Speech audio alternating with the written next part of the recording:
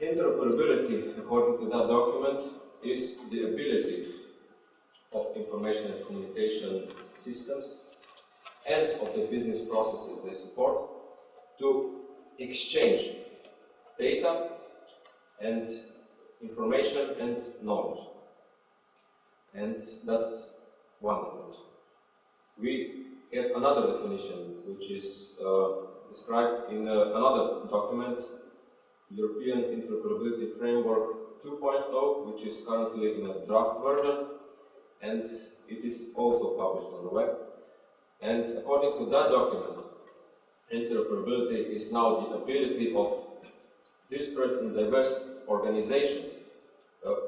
Before it was ability of ICT systems, and now it is the ability of organizations to interact towards mutual agreed goals, and that includes also sharing of information, data, knowledge by ICT systems. So the more weight is now put on organizational interoperability. It is not integration, which is something different. It is not compatibility and it is not adaptability. It is a word that means something similar, but not quite like these terms.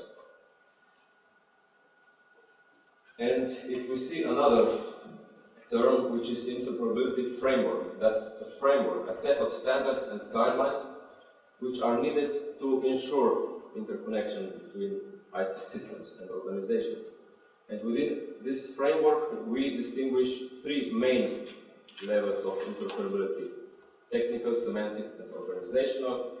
And according to the new document, we are also getting two additional levels, which are legal and political levels.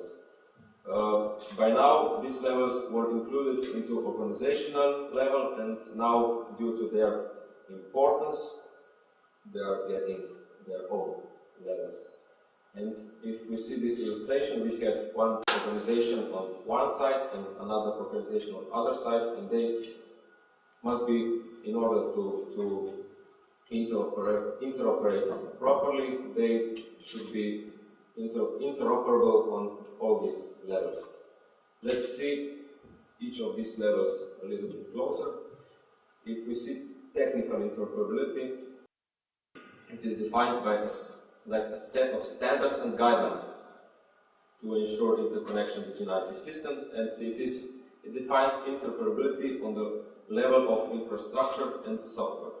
And it includes all these technical terms and technical details about file transfer, protocols, data structure, formats. Also common language for descriptions like XML or other. If we talk about semantic interoperability, we talk about the meaning. That level ensures that the content of the exchange information, knowledge, data is understandable on both sides in the same way. So this also includes the description of documentation, the quality of documentation of registries, services, application, and all this information is usually published on the portal. If you talk about organizational interoperability, we talk about capability of organization to provide services to each other, and also the deliverables of this level are also usually presented on a portal, like principles of work, legislation, policy, agreements. Let's see what are the European requirements on the member states about interoperability framework.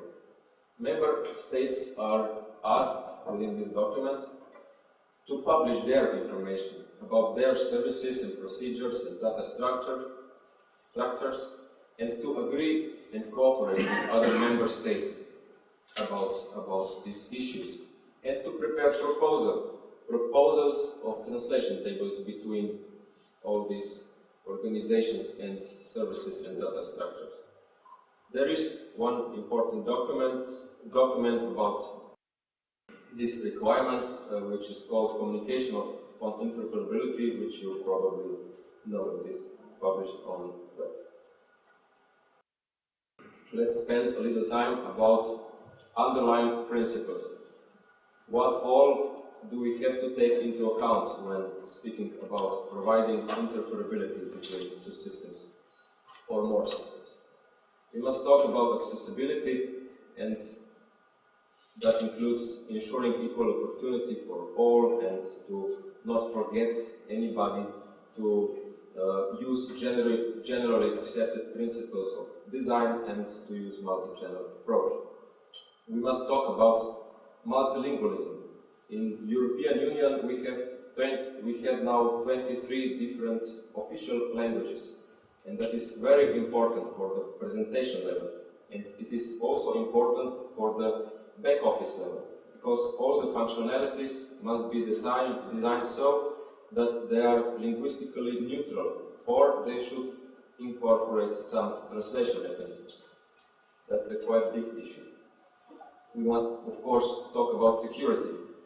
We exchange information that is very important for the users, for the providers, and we must take into account all the necessary measures. We must assess risks and take appropriate measures.